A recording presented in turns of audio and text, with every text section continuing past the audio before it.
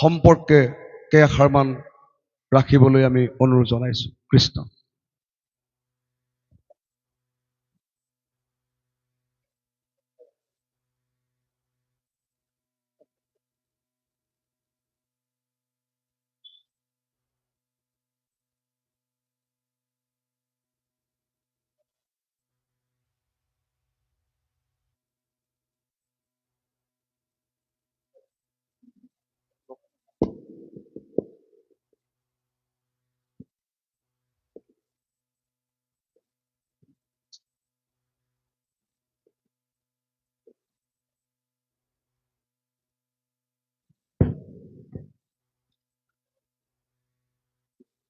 কৃষ্ণ।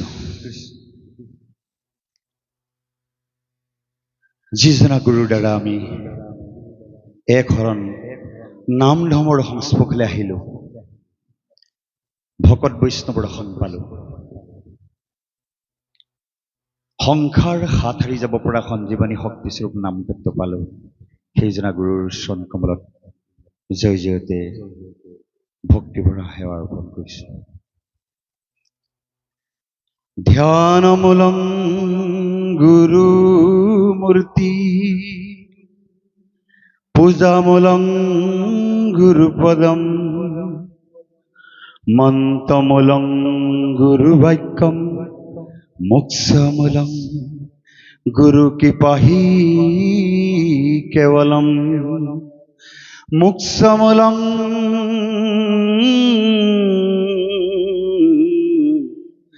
গুৰু কৃপাহি কেৱলম। জয় গুৰু শংকৰ সৰ্বগুণাকৰ জাকৰি নাহি কেউ পাম, তু হৰি চৰণেৰে নহতগতি বাৰে কৰো হুবন বাৰে।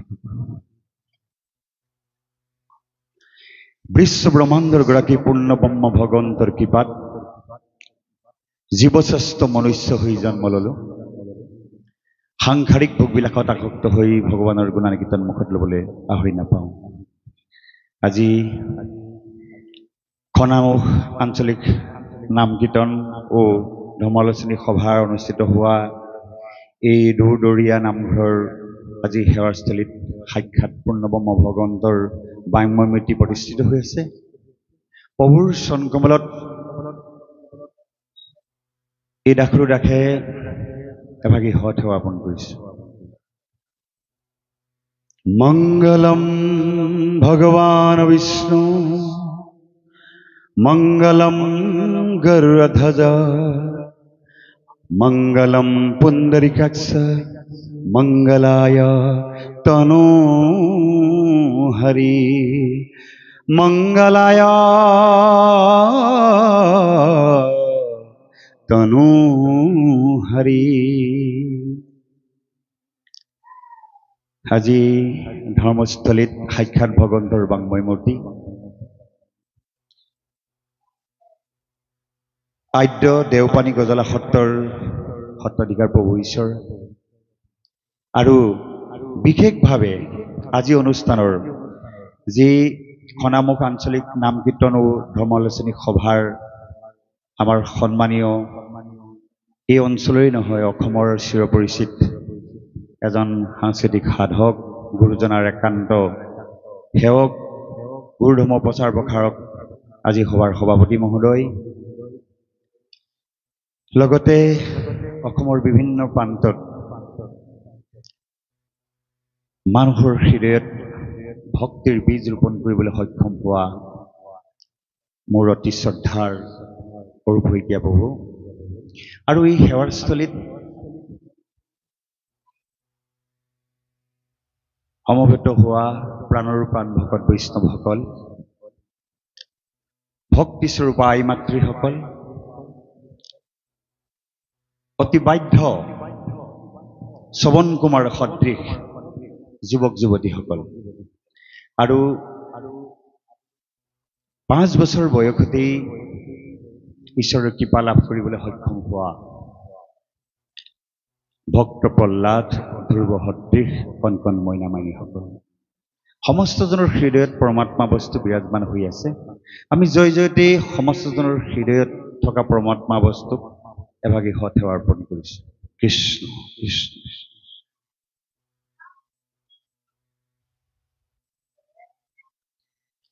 আজি উদযাপন সমিতিয়ে এই ধৰ্ম আলোচনী সভাৰ এটি বিষয় কাৰ্যসূচীত ৰাখিছিল যে যুৱ প্ৰজন্মৰ মাজত আধ্যাত্মিকতাৰ প্ৰয়োজনীয়তা অতি প্ৰয়োজনীয় এটা বিষয় কাৰ্যসূচীত ৰাখিলে জয়তে আমি উদযাপন সমিতিৰ সমূহ বিষয়ববীয়ালে আন্তৰিক ধন্যবাদ জ্ঞাপন কৰিছোঁ যিহেতু আজি শিশু এদিন যুৱক হ'ব এই যুৱকৰ হাততেই আমাৰ ঘৰখন সমাজখন দেশখন ব্ৰতি থাকিব যুৱক যুৱতীসকল যদি পশ্চিমীয়া ঢঙত উঠি বাঢ়ি যায় ক্ষতিটো আমাৰেই হ'ব সেইকাৰণে উদযাপন সমিতিয়ে নিশ্চয় তেওঁলোকৰ এই আধ্যাত্মিক জ্ঞানৰ প্ৰয়োজনীয়তাৰ কথা লক্ষ্য ৰাখি এই ধৰ্ম আলোচনী সভাখন আয়োজন কৰিছে আৰু যিহেতু এখন ঘৰত এজন যুৱকেই সৰ্বোচ্চ নহয় য'ত নেকি ককা আইতা থাকে য'ত পিতৃ মাতৃ থাকে য'ত ভাই ভাতৃ ভগ্নী থাকে য'ত বংশ পৰিয়াল শহীদ বান্ধৱ গাঁওবাসী থাকে অঞ্চলৰ লগত জড়িত হৈ থাকে এজন ব্যক্তিৰ এজন যুৱকৰ ভাল হোৱাৰ ক্ষেত্ৰতো গোটেই পৰিৱেশটোৱে সহায় হাত আগবঢ়ায় আৰু বেয়া হোৱাটো ঘৰখনৰ পৰাই আৰম্ভ হয় সেইকাৰণে আমি মানুহ হিচাপে শাস্ত্ৰত কৈছে 4 আশ্ৰমৰ ভিতৰত গৃহ আশ্ৰম শ্ৰেষ্ঠ গৃহ আশ্ৰমক শ্ৰেষ্ঠ কৰাৰ উদ্দেশ্য হৈছে কি আমি পূৰ্বৰ কিছু ধাৰা আছিল যে ঈশ্বৰৰ নামত জীৱনটো অৰ্পণ কৰি সম্পূৰ্ণ উদাসীনভাৱে ব্ৰহ্মচৰ্য ব্ৰত ধৰি সন্ন্যাসী হৈ ধৰ্ম পালন কৰিম তেনে পন্থ বহু গুৰুৱে অন্তকৰণে লৈ আগবাঢ়ি গ'ল কিন্তু আমাৰ শাস্ত্ৰত বাৰম্বাৰ জনাইছে যে 4 আশ্ৰমৰ ভিতৰত গৃহ আশ্ৰম শ্ৰেষ্ঠ সংসাৰ ধৰ্ম পালন কৰি পুত্ৰ ভাৰ্যা সহিতে হৰি সেৱা ধৰি সংসাৰ পাৰ হোৱাটো আমাৰ জীৱশ্ৰেষ্ঠ মনুষ্যৰ কৰ্তব্য সেইকাৰণে সংসাৰ ধৰ্ম থাকিলে আমাৰ সতি সন্তান হ'বই আৰু সতি সন্তান হ'লেহে আমাৰ চামে চামে আমাৰ সমাজখন বা ঘৰখন ধৰি ৰাখিব আৰু পৰিপুৰুষকো যদি কিবা কৰ্মবশত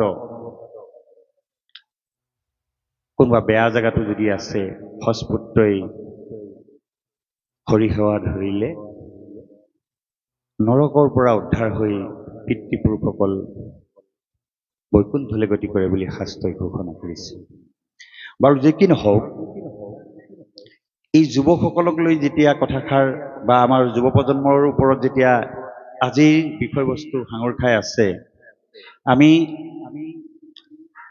পোনপ্ৰথমবাৰৰ বাবে এটা কথা আগবঢ়াব বিচাৰিছোঁ যিহেতু এই অঞ্চলটো কৃষি প্ৰধান অঞ্চল আপোনালোকে জানে আমি খেতি কৰিবৰ সময়ত কঠীয়া পাৰিবৰ সময়ত বৰ আতুমটোকাৰিকৈ কেইটামান বীজ ৰখা হয় আৰু সেই বীজ কেইটি অতি সাৱধানেৰে উপযুক্ত সময়ত কঠীয়া পৰা হয় তাৰ পাছতহে মাটি চহাই উপযুক্ত সময়ত বীজ ৰোপণ কৰা হয় আৰু বহু কষ্ট আৰু ত্যাগৰ ফলত কেইটিমান মাহৰ পাছত তাৰ ফলাফল পায় ঠিক তেনেদৰে এটি সৎ সন্তান জন্ম দিবৰ বাবে প্ৰথম পিতৃ মাতৃ তথা ঘৰখনৰ আধ্যাত্মিক ভাৱ ভাৱনাৰ অতি প্ৰয়োজন কাষৰ মানুহ ঘৰত সন্তানটো যেতিয়া বিয়া কৰাবৰ হ'ল অতি ধুমধামেৰে বিয়াখন পাতি দিলে আপোনাৰ মোৰ চিন্তা লাগি গ'ল যে আমাৰ ঘৰৰ ল'ৰাটো বিয়াখন পাতিব হ'ল বা ছোৱালীজনী বিয়া দিব হ'ল অকল পিতৃ মাতৃ এই দায়িত্বকণ পালন কৰিবৰ বাবেই যে আমি সদা সৰ্বদা ব্যস্ত থাকিব লাগিব এইটো নহয় সাধনাৰ প্ৰয়োজন সাধনাবিহীন জীৱন কেতিয়াও মূল্যৱান হ'ব নোৱাৰে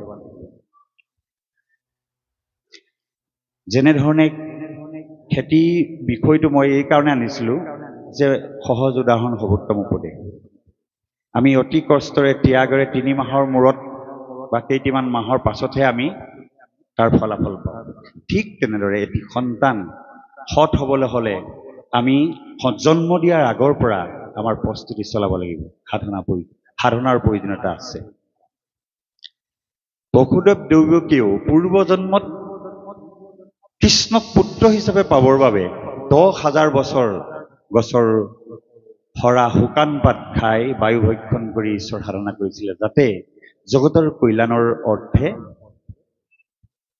যাতে এটি সৎপুত্ৰ জন্ম দিব পাৰোঁ শাস্ত্ৰ ভাগতে এই কথাবিলাক উল্লেখ কৰি গৈছে সেইকাৰণে আমাৰো এটি সৎ সন্তান জন্ম দিবৰ কাৰণে পূৰ্ব প্ৰস্তুতি লাগিব সাধনা লাগিব সাধনাবিহীনভাৱে যদি আমি সংসাৰ ধৰ্মৰ পাতনি মেলিবলৈ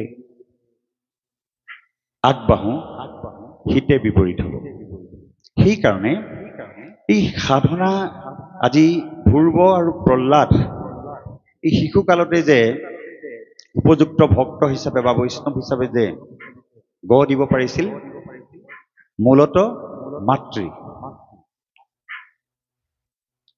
আপোনালোকে ভালদৰে লক্ষ্য কৰিলে দেখা পাব হিৰণ্যকশিপুৰ তাত অৰিহণা কম আছিল কায়াধুৰ যি যত্ন বা সাধনা আছিল বা উত্তানপাত ৰজাৰ তাত কোনো বিশেষভাৱে অৰিহণা নাছিল কিন্তু সুনীতিৰ সদ্ভাৱনা সৎজ্ঞানৰ ফলত ধ্ৰুৱই কম বয়সতে ঈশ্বৰ প্ৰাপ্তি হ'বলৈ সক্ষম হৈছিল আৰু প্ৰহ্লাদেও কম বয়সতে ঈশ্বৰক পাবলৈ সক্ষম হৈছিল সেইকাৰণে আমি আনুষ্ঠানিক শিক্ষা দিয়াৰ আগতেই শিশু জন্ম হোৱাৰ আগতেই গৰ্ভত স্থিতি লোৱাৰ আগতেই আমি সাধনালব্ধভাৱে যদি আগবাঢ়োঁ আমাৰ আহিবলগীয়া সেই দেৱশিশুটি দেৱকাৰ্যৰ লগত সংযোগ ঘটিব জগতৰ কল্যাণ সাধনৰ কথা চিন্তা কৰিব যদি শাৰীৰিক ভোগবিলাসৰ কথা চিন্তা কৰি বা শাৰীৰিক তৃপ্তিৰ উদ্দেশ্যে যদি সন্তান জন্ম দিবলৈ গৈছে সেই সন্তানে আমাক বাৰে বাৰে আমাক অশান্তি দিব বা আমাৰ নিজৰ কাৰণে হওক বা অঞ্চলটোৰ কাৰণে হওক দেশৰ কাৰণেও কেতিয়াবা এটা বেলেগ পৰিস্থিতি ৰূপ লৈ আমাৰ সমাজখন অশান্তিময় কৰি তুলিব তাৰ উদাহৰণ আমাৰ নৰকাসুৰ জন্ম বৃত্তান্ত আপোনালোকে জানেই ঠিক তেনেদৰে এই ক্ষেত্ৰত মই কথাখিনি একেবাৰে আগৰ পৰা টানি আনিছোঁ বুজিবলৈ সহজ হ'ব যিহেতু শাস্ত্ৰত পিতৃ মাতৃৰ বিষয়ে কৈছে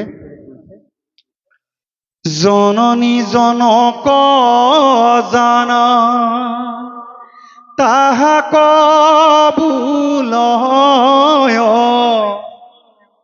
মৃত্যু তৰিবাৰ পথ যিটো দেখায় জননী মানে হৈছে মাতৃ আৰু জনক মানে হৈছে পিতৃ প্ৰকৃত পিতৃ মাতৃ সেইসকল বুলি কৈছে যি নিজৰ সন্তানক মৃত্যু তৰি যোৱা পথটো দেখাই দিয়ে এই মৃত্যু তৰি যোৱা পথটো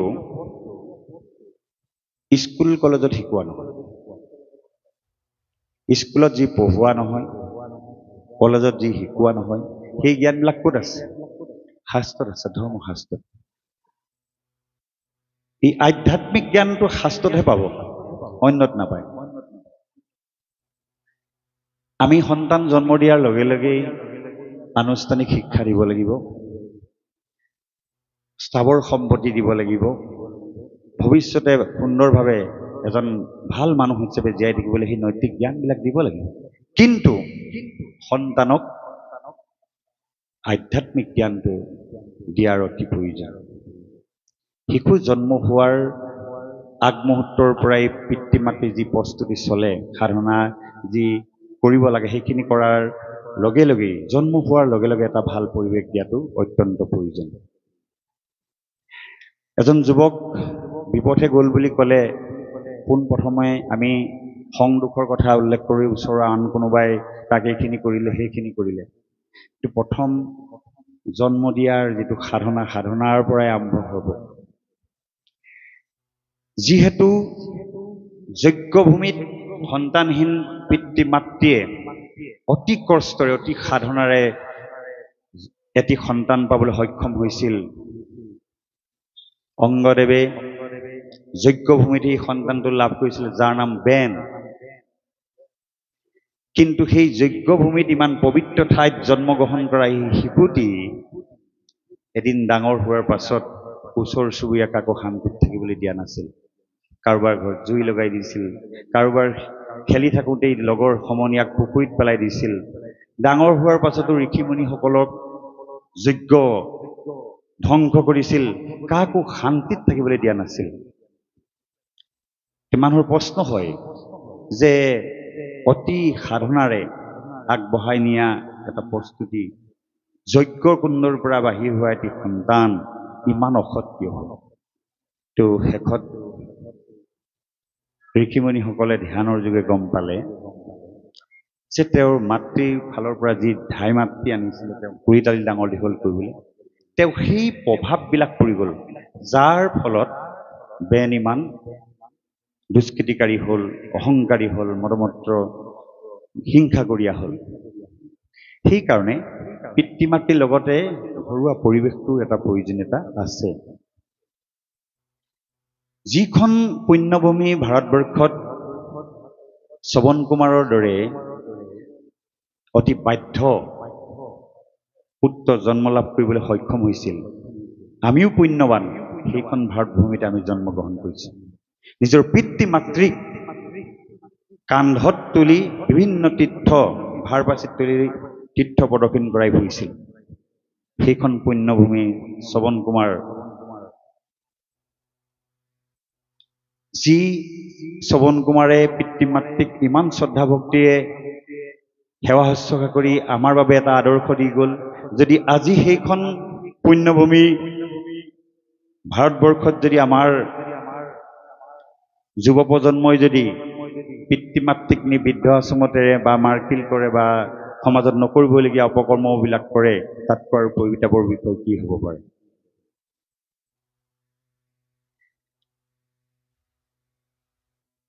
সেইকাৰণে পিতৃ মাতৃৰ পৰা সেই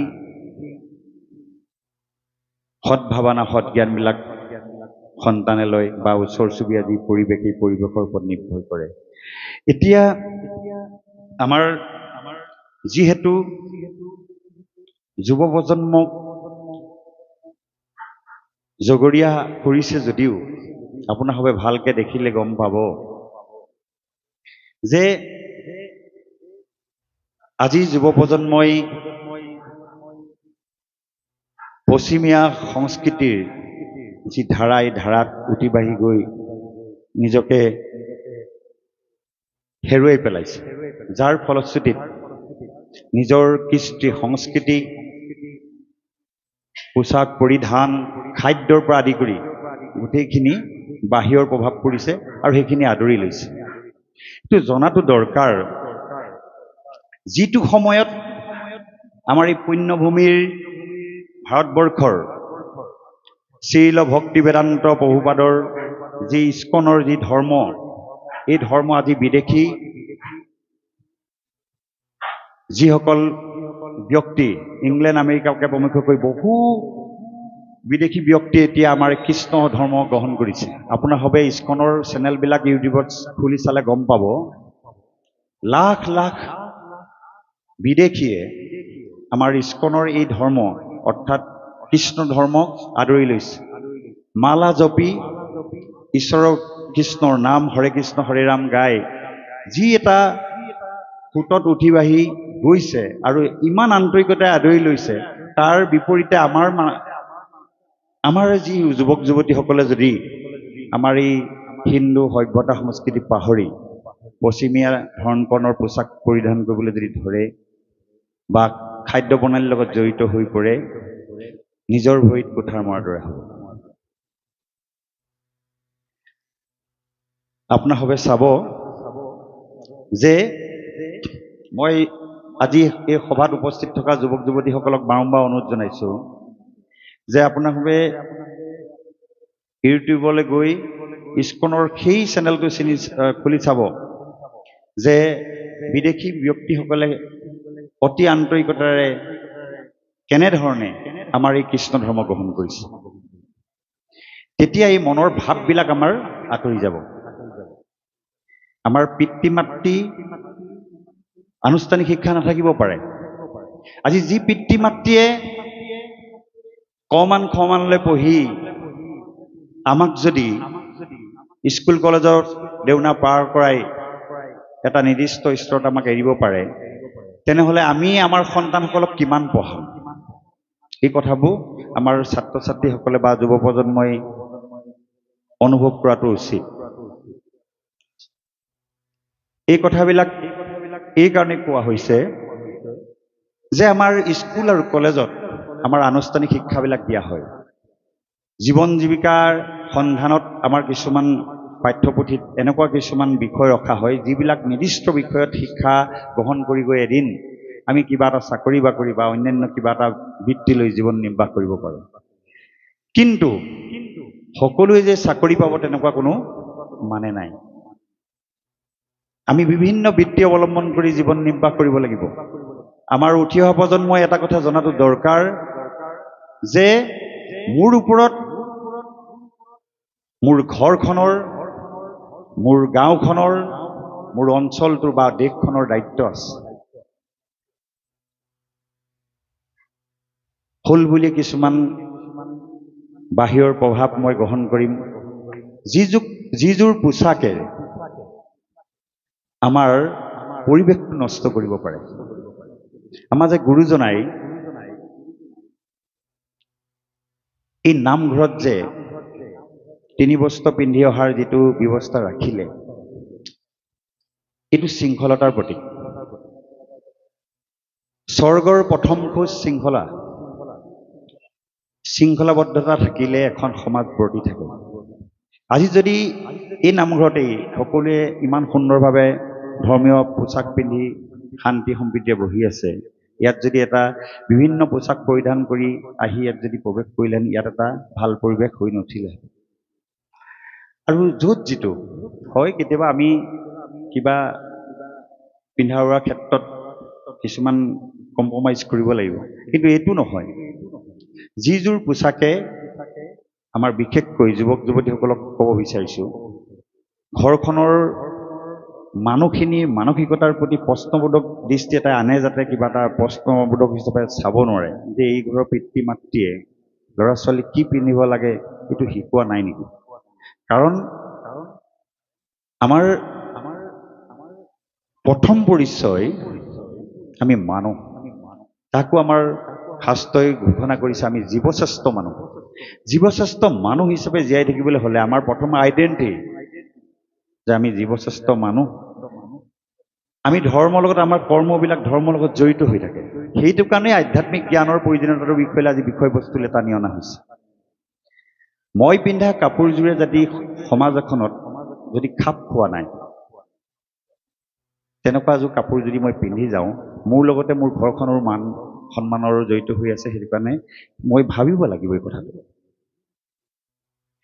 আৰু মই খোৱা খাদ্যটো যদি আমাৰ সমাজত সকলোৱে গ্ৰহণীয় নহয়, তেনেহ'লে সেই খাদ্য খাই আমি নিজৰ ঘৰখনৰ লগতে সমাজখনৰ লগত আমি জড়িত হৈ এখন সমাজ সচেতন ব্যক্তি হিচাপে যদি জীয়াই থাকিবলৈ হওঁ, তেনেহ'লে সেই খাদ্যৰ লগতো জড়িত হৈ আছে। অন্ন বস্ত্ৰ বাসস্থান মানুহৰ প্ৰয়োজনীয় বস্তু, এই তিনিটা সাঙুৰ খাই আছে। ঘৰখন ঘৰৰ দৰে যদি থাকিবলৈ হ'লে এখন ঘৰ হ'ব লাগিব, যিখন ঘৰৰ পৰিৱেশ পৰিস্থিতি বা কোনো অপ্ৰীতিকৰ পৰিস্থিতি নোহোৱাকৈ শান্তসাম্যভাৱে জীয়াই থকা কলাটো যদি সেইখন ঘৰত নাথাকে, তেনেহ'লে সেইখন ঘৰ হ'ব নোৱাৰে। আৰু আমাৰ পোছাকযোৰ যদি সমাজ ব্যৱস্থাৰ লগত যদি খাপ খোৱা নহয়, আনে নিপিন্ধা কাপোৰ এটা পিন্ধি যদি আমি সমাজত এটা নমুনা হৈ পৰোঁ, তেনেহ'লে আমাৰ ওপৰত বা আমাৰ ঘৰখনৰ ওপৰত বা সমাজখনৰ প্ৰতি এটা চিন্তনীয় বিষয় হৈ পৰিব। আৰু বিশেষকৈ খাদ্য, যি খাদ্য আমাৰ শৰীৰে গ্ৰহণ কৰিবলৈ সন্তোষভাৱে শৰীৰটোৱে লয়, যাৰ দ্বাৰা আমাৰ শৰীৰৰ কোনো অপকাৰ নহয়, তেনে খাদ্যৰ পৰা আঁতৰি যদি আমি কিছুমান পশ্চিমীয়া ভাৱধাৰাৰ যিবিলাক খাদ্য আজিকালি আহি আছে, এই খাদ্যবিলাক খোৱাৰ ফলত কি হৈছে? যুৱক যুৱতীসকলৰ চাব, ভাত খাবলৈ মন নাযায় বোলে, ভোক নাই, অহনিশে বাহিৰৰ ফাষ্টফুডৰ বস্তুবিলাক খাই খাই এনেকুৱা এটা পৰ্যায় পালেগে নাখালে নোৱাৰি। যেনেকৈ এজন নিচাসক্ত ব্যক্তিয়ে নিচা নাখালে থাকিব নোৱাৰে, আজি যুৱ প্ৰজন্মই কি হৈছে, এই বাহিৰৰ বস্তুবিলাক নাখালে কিবা যেন থাকিবই নোৱাৰা হ'ল। শিখৰ ৰজনী কিবা এনেকুৱা ধৰণৰ বস্তুবিলাকতো ঢেৰ আহি আছে, তাৰ উপৰিও ফাষ্টফুডৰ বস্তুবিলাক খাই ভোক নাই। ভালকৈ যদি কিবা এটা গধুৰ বস্তু দাঙিবলৈ কয় তেতিয়া কিন্তু দাঙিব নোৱাৰে। যিটো আমাৰ সুষম আহাৰ দেহটোৰ কাৰণে প্ৰয়োজন, সেই আহাৰবিলাক নাখায়, এনেকুৱা কিছুমান আহাৰ খাই লিভাৰটো উইক কৰি পেলালে, যাৰ কাৰণে আমাৰ যুৱ প্ৰজন্মৰ মাজত আজিকালি আপুনি বৰ সুন্দৰ সুঠাম ল'ৰা খুব পাবলৈ টান আছে। কিহৰ কাৰণে? এই আধ্যাত্মিক জ্ঞানবিলাক নথকাৰ কাৰণে। আধ্যাত্মিক জ্ঞানৰ অভাৱ হোৱাৰ কাৰণে আজিকালি যুৱক যুৱতীসকলে খাদ্য বা আমাৰ পিন্ধা বস্ত্ৰই হওক আৰু আমাৰ থকাৰ ধন কৰ্ণেই হওক বহু আঁতৰি গুচি গৈছে। মই সকলোৱে কথা কোৱা নাই, এইখন অসম মুলুকতো এতিয়াও লাখ লাখ যুৱক যুৱতী দিহানামৰ লগত ভাওনাৰ লগত জড়িত হৈ আমাৰ গুৰুধৰ্ম প্ৰচাৰ প্ৰসাৰ কৰি আছে। যুৱক যুৱতীৰ কথা সকলো যে এই বেয়া দিশত গৈ আছে এইটো ক'বলৈ যোৱা নাই, ভালৰ সংখ্যাও বহু আছে। এই কাৰণে ক'ব বিচাৰিছো যে আমাৰ দেহাটো ডাষ্টবিন নহয় যি টি বস্তু আমি পেলাই থাকিব লাগে। কাৰণ আমাৰ পিতৃ মাতৃয়ে মৃত্যুৰ লগত যুঁজি মাতৃয়ে প্ৰকোপ যন্ত্ৰণা সহ্য কৰি আমাক জন্ম দিলে। বহু কষ্টত আৰু ত্যাগৰ বিনিময়ত আমি একলা দুকলাকৈ ডাঙৰ হৈছোঁ। আমাৰ কাৰণে পিতৃ মাতৃয়ে যথেষ্ট ত্যাগ কৰিছে। আমাৰ উঠি অহা যুৱক যুৱতীসকলে এই কথাটো অনুভৱ কৰাটো অতি প্ৰয়োজন। পিতৃ মাতৃয়ে নিজেই নেখায়, নিজেই নিপিন্ধি সন্তানৰ আশা আকাংক্ষাবিলাক পূৰণ কৰিবলৈ অহৰহ চেষ্টা কৰে। সেই পিতৃ মাতৃৰ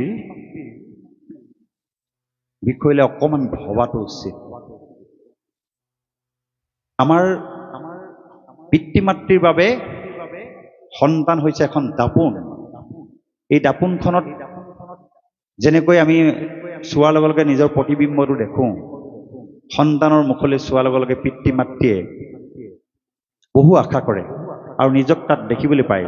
যদি সন্তানে ভাল কৰ্ম কৰে, পিতৃ মাতৃ আনন্দত আত্মহাৰা হয়, আৰু যদি যেতিয়া নকৰিবলগীয়া অপকৰ্মবিলাক কৰে, তেতিয়া পিতৃ মাতৃ যেতিয়া দুখত পৰে বা সমাজত লজ্জিত হ'বলগীয়া হয়, তেতিয়া সেই অন্তৰত লৈ ফুৰা দুখকণ কোনো সন্তানে কোনো কালেই গুচাব নোৱাৰে।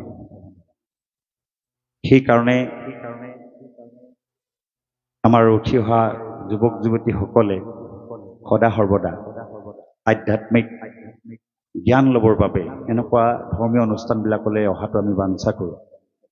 আৰু অলপ আগতে কৈছিলোঁ যে পিতৃ মাতৃয়ে জননী জনক তাহাক বলয় মৃত্যু তৰিবাৰ পথ যিটো দেখা হয়, আমাৰ পিতৃ মাতৃসকলেও সন্তান জন্ম দিয়াৰ পাছতেই শিশুকালৰ পৰাই এটা ভাল পৰিৱেশ দিয়াৰ কথা মই উল্লেখ কৰিছিলোঁ যে মাতৃয়ে সেই শিশুটিক শিকাব লাগিব যে এয়া তোমাৰ দেউতা, এই দেউতাক তুমি সেৱা কৰা। দেউতাই তোমাক এই বিনন্দীয়া পৃথিৱীখনলৈ তোমাক আনিছে আৰু তোমাক প্ৰত্যেকটো বস্তু দিবলৈ যত্ন কৰিছে। কিন্তু সৰুতেই শিশুৰ মনবিলাক অতি কোমল, তেতিয়াৰ পৰাই শিকাব লাগিব। আৰু পিতৃ আঁতৰি থকা অৱস্থাত মাতৃয়ে যদি সেই কথাটো শিকায় আৰু পুত্ৰই যদি সেৱা কৰে, মাতৃ সেৱা কৰিবৰ কাৰণে যদি পিতৃও যদি সেই সন্তানটোক কৈ থাকে যে তোমাক মাতৃ ইমান মৰমত ডাঙৰ দীঘল কৰিছে, তুমি মাক সেৱা এটা কৰাচোন, এই পৰিৱেশটো ঘৰতেই দিব লাগিব। ঘৰত ককা আইতা আছে, ককা আইতাক ৰাতিপুৱা গধূলি সেৱা কৰাৰ ব্যৱস্থাটো শিশুকালৰ পৰাই কৰাব লাগিব। তাৰ পাছত ঘৰখনলৈ অহা ভকত বৈষ্ণৱক সেৱা কৰাৰ সেই যিটো পৰিৱেশ পিতৃ মাতৃয়ে দিব লাগিব, জ্যেষ্ঠসকলে দিব লাগিব। ঘৰখনত থকা আৰু যিসকল সদস্য জড়িত হৈ এখন ঘৰ হিচাপে বা আছে বা সংসাৰ ধৰ্ম পালন কৰি আছে, প্ৰত্যেকৰে দায়িত্ব আছে। তাৰ পাছত নামঘৰলৈ আহিলে নামঘৰত যে ভগৱান আছে আমাৰ শিশু অৱস্থাতে সেৱা কৰিবলৈ শিকাব লাগে। তেতিয়া পৰ্যায়ক্ৰমে সেই শিশুটো ডাঙৰ হৈ যেতিয়া এটা সম্পূৰ্ণ বয়স পাব, এজন সফল যুৱক হিচাপে বা যুৱতী হিচাপে খাৰা হ'ব, তেওঁলোকৰ মনত সেই আধ্যাত্মিক ভাৱবিলাকে যেতিয়া ক্ৰিয়া কৰি থাকিব, বেয়া কাম কৰিব নোৱাৰে। আৰু যিসকল যুৱক যুৱতী এতিয়া ধৰক যুৱক যুৱতী হিচাপে নিজকে এটা পৈণত বয়সত খাৰা হৈছে, তেওঁলোককো এই পৰিৱেশটো এনেকুৱা ধৰ্ম আলোচনী সভাৰ দ্বাৰা তেওঁলোকক আধ্যাত্মিক জ্ঞানৰ দিয়াৰ অত্যন্ত প্ৰয়োজনীয়তা আছে। কাৰণ পুনৰ কৈছোঁ যে এখন ঘৰত ককা আইতা পিতৃ মাতৃ যুৱক যুৱতীৰ পৰা আদি কৰি শিশুলৈকে এখন ঘৰত যিমানকেইজন সদস্য আছে, ইজনে সিজনৰ ওপৰত দায়িত্বশীল আৰু ইজনে সিজনৰ ওপৰত আমাৰ জীয়াই থকাৰ যিটো আমাৰ ধাৰা, এই ধাৰাত আমাৰ ইজনে সিজনৰ ওপৰত প্ৰভাৱ আছে। সেইকাৰণে আমি ইজনৰ সিজনৰ মান সন্মানৰ লগত জড়িত হৈ যেতিয়া জীয়াই আছোঁ, আমি কৰা কৰ্মবিলাকে ঘৰখনৰ পৰা পিতৃ মাতৃক মান সন্মান যদি নষ্ট কৰে, তেতিয়া আমি ভৱিষ্যতে বহুত ভাল কাম কৰিলেও সেই আঘাতটো মচি শেষ কৰিব নোৱাৰোঁ। সেইকাৰণে যিখন দেশত শ্ৰৱণ কুমাৰৰ নিচিনা সুসন্তানে নিজৰ পিতৃ মাতৃক কান্ধত লৈ বিভিন্ন তীৰ্থ ঘূৰাই ফুৰিছিলে, সেইখন পুণ্যভূমিত জন্মগ্ৰহণ কৰা সন্তানসকল সৎ হ'বই লাগিব, আধ্যাত্মিক জ্ঞানেৰে পৰিপুষ্ট হ'বই লাগিব। আৰু ধৰ্মশাস্ত্ৰত আপোনাৰ সবে জানিছে, পঢ়িছেও আৰু এইবিলাক দেখিছোঁ, আজিকালি এইবিলাক সকলোতে উপলব্ধ। নচিকেতাই যেনেকৈ যমৰ পৰা যি আত্মজ্ঞান ল'বৰ কাৰণে হাবিয়াস কৰিছিল বা অত্যন্ত চেষ্টা কৰিছিল, আমাৰ যুৱক যুৱতীসকলে আনুষ্ঠানিক শিক্ষাৰ লগতে অনানুষ্ঠানিক কিছুমান শিক্ষা আছে, যিবিলাক জীৱনৰ বাটে পথে বিভিন্ন সময়ত বিভিন্ন জ্ঞান আমাৰ জীৱনলৈ আহে। সেই জ্ঞানবিলাক ল'বলৈ অত্যন্ত যত্নপৰ হৈ থাকিব লাগে।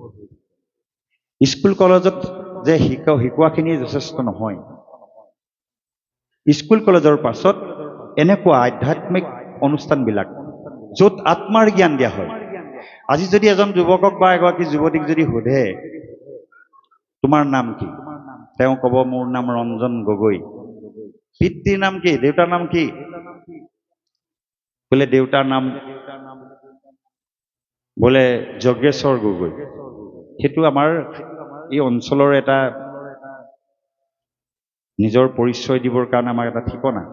কিন্তু যদি আমি প্ৰকৃত ঠিকনাটো যদি আমি ভাল ধৰণে আধ্যাত্মিকভাৱে আমি যদি সোধোঁ, মই কোন, ক'ৰ পৰা আহিল আৰু ক'লৈ যাম, সেইটোৱে আধ্যাত্মিক জ্ঞান। সেইটোৱে মই এইবাৰহে যজ্ঞেশ্বৰ গগৈ ঘৰত জন্মগ্ৰহণ কৰিছিলোঁ, তাৰ আগৰ বা ক'ত বা জন্মগ্ৰহণ কৰিলোঁ, মই মৰি যোৱাৰ পাছত ক'লৈ যাম, ইমান ভিতৰলৈ যেতিয়া সোমাই যাব, সেই আধ্যাত্মিক জ্ঞানৰ প্ৰভাৱত পৰিব। আধ্যাত্মিক জ্ঞানটোৰ দ্বাৰা আমি আনুষ্ঠানিক যিবোৰ শিক্ষা লৈছোঁ, সেই শিক্ষাবিলাকে আমাক এই সংসাৰৰ মৃত্যুলৈকেহে কাম দিব। কিন্তু আধ্যাত্মিক জ্ঞানৰ দ্বাৰা মোৰ দেহৰ ভিতৰত থকা যি জীৱাত্মা আছে, এই জীৱাত্মাৰ কল্যাণ সাধন কৰিব। পৰমাত্মাক চিনি পোৱাৰ যিটো ব্যৱস্থা, সেইটো আধ্যাত্মিক জ্ঞানহে দিব।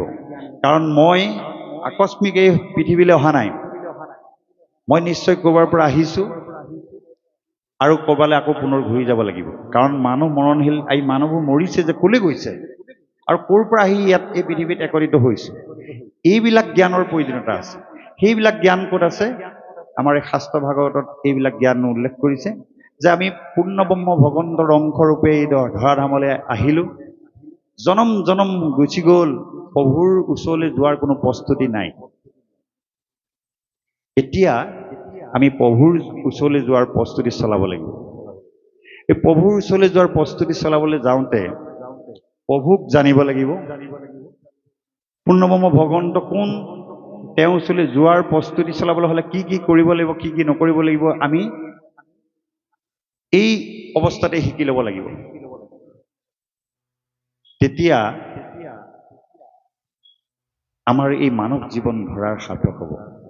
আজি আমুক ব্যক্তিজনৰ ঘৰত মই জন্ম হ'লোঁ, এদিন পঢ়ি শুনি ডাঙৰ হৈ চাকৰি কৰিম, তাৰপাছত বুঢ়া হ'ম, এদিন মৰি থাকিম, এই সংসাৰ ত্যাগ কৰি যাবই লাগিব, ইমানতেই আমাৰ জীৱনৰ সমীক্ষাটো শেষ কৰিলে নহ'ব। সময়ৰ বালিত খোজ এটা থৈ যাব লাগিব, সেইটো সঁচা। কিন্তু এই জন্মৰ লগতে পৰজন্মৰ কাৰণে কিবা এটা কৰি যাব পাৰিম নেকি, কিবা লৈ যাব পাৰিম নেকি, সেইটো আমাৰ উঠি অহা প্ৰজন্মৰ মন মগজত সোমাই থাকিব লাগিব। উঠি অহা প্ৰজন্মই এই কথাটো ভাবিব লাগিব যে আমাৰ পূৰ্বপুৰুষসকলে হওক, গুৰুসকলেই হওক, ইমান সাধনাৰে এই যে ধৰ্ম কৰ্মৰ লগত জড়িত হৈ আছে, নিশ্চয় ইয়াত কিবা ৰহস্য আছে। যি ধৰ্মই আমাৰ চামে চামে ব্যক্তিসকলক সাঙুৰি ৰাখিছে, ইয়াত নিশ্চয় কিবা ৰহস্য আছে। এই ৰহস্য থকাৰ কাৰণে আজি চামে চামে ধৰ্মক্ষেত্ৰত আগবাঢ়ি গৈছে। আমাৰো এটা কৰণীয় আছে, তেওঁলোকৰ পৰা জানিবলগীয়া, শিকিবলগীয়া নিশ্চয় আছে। সেই হাবিয়াসকণ আমাক যুৱক যুৱতীসকলৰ অতি প্ৰয়োজন। আজি যিটো সময়ত আমাৰ যুৱ প্ৰজন্ম উচ্ছৃংখলতা দেখা দিছে বুলি কৈছে, সেইটো সময়তে আমি পুনৰ কৈছোঁ যে লাখ লাখ যুৱক যুৱতীয়ে আধ্যাত্মিক পথাৰ এখনলৈ আহি প্ৰভু ভগৱন্তৰ পবিত্ৰ গুণনাম গুৰুধৰ্ম প্ৰচাৰ প্ৰসাৰ কৰিছে। বৰগীত, দিহানাম, ভাওনাৰ লগত জড়িত হৈ সেৱা কাৰ্যত ব্ৰতী হৈ আছে। যিকেইজনে অদ্যপৰিমিত বুজা নাই, তেওঁলোকো আহক, তেওঁলোকৰো প্ৰয়োজনীয়তা আছে। কাৰণ কোটি কোটি জন্মৰ অন্তত আমি এই দেৱৰ দুৰ্লভ মানুহৰ জন্মটো পাইছোঁ। এই মানুহৰ জন্মটো যদি পাই আমি যদি ঈশ্বৰৰ সেৱা কাৰ্যত যদি নলগাওঁ, তেনেহ'লে আমাৰ এই জীৱন ধৰা মানে যিটো উদ্দেশ্য আছিলে, উদ্দেশ্যটো নাথাকিব। শাস্ত্ৰত কৈছে, অনেক জন্মৰ মহা পুণ্য ধন দিয়া মনুষ্য শৰীৰ নৌকা আশা কিনিয়া। অনেক জন্ম, কোটি কোটি জন্মৰ পুণ্য অৰ্পণ কৰাৰ ফলতহে মানুহৰ জন্মটো পাইছোঁ। এতিয়া এনেকুৱা এটা মানুহৰ জন্ম পোৱাৰ পাছত যদি আমি ভোগবিলাকত আসক্ত হৈ ভোগৰ পৃথিৱীত নিজকে যদি ডুবাই দিওঁ, কৰিবলগীয়া কৰ্তব্যখিনি নকৰোঁ, তেতিয়া আমাৰ কি অৱস্থা হ'ব? পুনৰ শাস্ত্ৰত উল্লেখ কৰিছে, মনুষ্য শৰীৰ পায়া হৰিক নভজিলা অৱশ্যে হৈবা ভাই তৰু তিনহিলা। এই মনুষ্য শৰীৰ পাই পিনে যদি আমি হৰিক ভজনা নকৰোঁ, অৱশ্যেই তৰুতীৰ্ণশীল হৈ থাকিব লাগিব। এইবোৰ যিবোৰ গছ গছনি কীট পতংগ আছিলে, এইবিলাক আমি হৈ আহিলোঁ। এতিয়া জীৱশ্ৰেষ্ঠ মানুহৰ জন্ম লৈছোঁ। এতিয়া যদি এইবিলাক যদি অনুভৱ নকৰি ঈশ্বৰ সেৱা নকৰোঁ, পুনৰ সেইবোৰ জন্ম ল'ব লাগিব। পুনৰ গীতাটো কৈছে কথাটো, তমু গুণে অন্ধে থাকি কৰে হিংসা কৰ্ম সিংহ বাঘ কুকুৰ তাহাৰ হুৱে জন্ম। আমি যদি আখৰিক কিছুমান জ্ঞান লওঁ, আখৰিক আহাৰ খাওঁ, কিবা তামসিক আহাৰ খাওঁ, আৰু নিজকে যদি আনৰ অহিত কামত যদি আমি লগাই থওঁ, যদি হিংসা, কুচিত, কপট, দম্ভ, অহংকাৰ এইবিলাক কামত যদি নিজকে আত্মনিয়োগ কৰি ৰাখি থওঁ, তেতিয়া এই জন্মটো হেৰুৱাৰ লগে লগে আমি কি হৈ থাকিম বুলি কৈছে? সিংহ বা কুকুৰ সৰ্প হৈ জন্ম গ্ৰহণ কৰিব লাগিব। সেইকাৰণে আমাৰ যাতে জন্মটোৰ এই জীৱনতেই মূল্য দিব পাৰোঁ, সেইকাৰণে ঈশ্বৰক চৰণত আমি শৰণাপন্ন হৈ দাসত্ব স্বীকাৰ কৰিব লাগে, ঈশ্বৰক ভজিব লাগে। সেই আধ্যাত্মিক যিটো তত্ত্ব, এইটো তত্ত্ব ল'বৰ কাৰণেই যুগে যুগে আমাৰ গুৰুকুলবিলাকত ঋষিমুনিসকলে সৰু কালৰ পৰাই, মানে শিশুকালৰ পৰাই ধৰ্মীয় জ্ঞানবিলাক দিছিল। আজিও ইছলাম ধৰ্মত আনুষ্ঠানিক শিক্ষাৰ সমান্তৰালভাৱে তেওঁলোকৰ মাদ্ৰাছাতেই তেওঁলোকৰ ধৰ্মীয় জ্ঞানবিলাক দিয়া হয়। আমাৰ আকৌ সমাজ ব্যৱস্থাত এটা কথা আহিল, সৰুতেই ল'ৰা ছোৱালীবিলাক যদি ধৰ্মীয় কামত লগাই দিওঁ, লাইফটো বৰবাদ হৈ যাব। সিহঁতি যদি গৈ অকলে ধৰ্মৰ নামত থাকে, পঢ়া শুনা নষ্ট হ'ব, পাছত এজন ভাল মানুহ হিচাপে নিজকে গঢ়ি তুলিব নোৱাৰিব। আমাৰ এই চিন্তাধাৰাটোৰ কাৰণে আজি যুৱক যুৱতীসকল দুই এজন যে বিপথে গুচি গৈছে, এনেকুৱা কাৰণতো। কাৰণ আজি জ্যেষ্ঠজনক সেৱা কৰিবলৈ কিছু টান পায়, নামঘৰলৈ যাবলৈ টান পায়, ঘৰতে মোবাইল লৈ বহি থাকে। পিতৃ মাতৃয়ে সেই আদৰ্শটো যদি আগৰ পৰা দি থাকে বা সকীয়াই থাকে, সেই ছাত্ৰ ছাত্ৰীয়ে বা যুৱক যুৱতীসকলে কেতিয়াও নোযোৱাকৈ নাথাকে। এতিয়া সেই ঈশ্বৰক যে ভজিব লাগে, ঈশ্বৰৰ দাসত্ব স্বীকাৰ কৰিব লাগে, যে এই কথাবিলাক তেওঁলোকক মন মগজুত সোমোৱাকৈ বুজোৱাৰ প্ৰয়োজনীয়তা আছে। আৰু আমাৰ উপস্থিত থকা যুৱক যুৱতীসকলেও এইখিনি অনুভৱ কৰাটো দৰকাৰ। কি কাৰণে ইমান ধন খৰচ কৰি ধৰ্মীয় অনুষ্ঠানবিলাক পাতে? নিশ্চয় তাত কিবা এটা ৰহস্য আছে।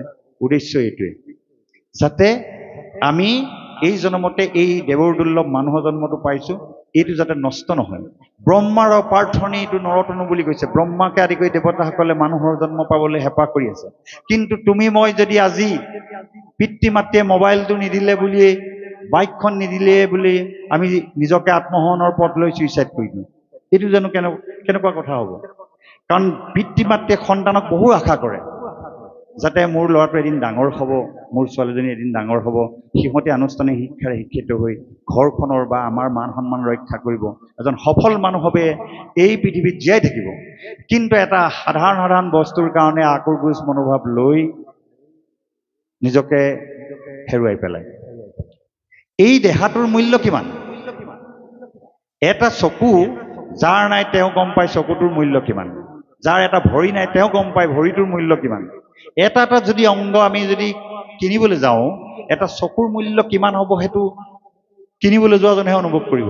এটা কিডনী যদি বেয়া হৈ যায়, 20-30 লাখ টকা দিও এটা কিডনী ক্ৰয় কৰিবলৈ কেতিয়াবা সামৰ্থ্য নহয়, আৰু কৰিলেও সংৰোপণ কৰিলেও আকৌ কেতিয়াবা মানুহজন বাচি থকাৰ সম্ভৱ নহয়। কিন্তু তেনেকুৱা কিডনী আমি কি কৰিছোঁ? আমি এনেকুৱা অপথ্য বস্তু কিছুমানৰ যুৱ প্ৰজন্মই খাবলৈ লাগি গ'ল, যে সেইবোৰ খোৱাৰ ফলত আজি ভোকটো কমি যোৱা হ'ল, আৰু যাৰ ফলত কমি স্বাস্থ্যটো কোঙা হৈ আহিল। এনেকুৱা হৈছে, যিটো দেহা বচাবৰ কাৰণে পিতৃ মাতৃয়ে গোসাঁই ঘৰত চাকি দিছে, কোনোবা নামঘৰত শৰাই অৰ্পণ কৰিছে, ভাওনা অৰ্পণ কৰিছে, কিন্তু লৰাই নুবুজে। শিখৰ ৰজনীকে প্ৰমুখ কৰি কিছুমান অপথ্য বস্তু খাবলৈ লাগিলে। আজিকালিতো ড্ৰাগছ এনেকুৱা ধৰণৰ বস্তুবোৰ খাবলৈ লাগি গ'ল, যিবিলাক খোৱাৰ কাৰণে নিজৰ জীৱনটো শেষ, ঘৰখনৰ পৰিয়ালটো বংশৰ বা অঞ্চলটো মান সন্মান শেষ, আৰু পাছৰ প্ৰজন্মও সেইটোকে আদৰ্শ লৈছে। এবাৰ ভাবি চোৱা, এজন ব্যক্তি যেতিয়া চিকিৎসালয়ত চিকিৎসাধীন হৈ থাকে, যেতিয়া ICU ৰুমত ভৰাই থয়, ভেণ্টিলেশ্যনত ৰাখে, তেওঁক বচাবৰ কাৰণে ক'ৰবাত ভাওনা কৰে, ক'ৰবাত নাম কীৰ্তন আগবঢ়ায়, কিন্তু জীয়াই থকা অৱস্থাত আমাৰ সেইকণ চেতন নাই যে আমি এই বস্তুবোৰ খালে আমাৰ স্বাস্থ্যৰ ক্ষতি হ'ব পাৰে। খাওঁতেও ধন খৰচ, আকৌ দেহাটো মেৰামতি কৰিবলৈ পিতৃ মাতৃয়ে আকৌ ধন খৰচ কৰক। তেনে বস্তু আমি নাখালে নহয়নে? এই কথাবোৰ জনাটো বা বুজাটো, অনুভৱ কৰাটো আমাৰ উঠি অহা প্ৰজন্মৰ অতি প্ৰয়োজন। কাৰণ আমাৰ মা দেউতাই আমাক এদিনতেই ডাঙৰ কৰা নাই, বহু সাধনাৰ ফলত, বহু কষ্টৰ ত্যাগৰ বিনিময়ত আমাক এটি শিশু হিচাপে একলা দুকলাকৈ ডাঙৰ কৰি আজি এই পৰ্যায়টো পাইছিল। আমি সেই কথাবিলাক অনুভৱ কৰিব লাগিব। এতিয়া এই যুৱক যুৱতীসকলে যদি অন্তত নিজৰ দেহটোৰ মূল্য কথা বুজি পায়, তেতিয়া অন্তত নিজৰ ঘৰখনৰ লগতে আন 10জনো তেওঁৰ এজন যুৱক বা এগৰাকী যুৱতীক পাছে পাছে উঠি অহা চামটো তেওঁলোকৰ পাছে পাছে যায়, তেওঁলোকৰ পৰা সেই আদৰ্শবিলাক লৈ লয়। ভাল হ'লে ভাল আদৰ্শবিলাক ল'ব, আৰু বেয়া হ'লে বেয়া আদৰ্শবিলাক ল'ব। সেইকাৰণে সেই যুৱক যুৱতীসকলক পুনৰ অনুৰোধ জনাইছোঁ, যাতে তুমি সেই পথ এৰি দিয়া।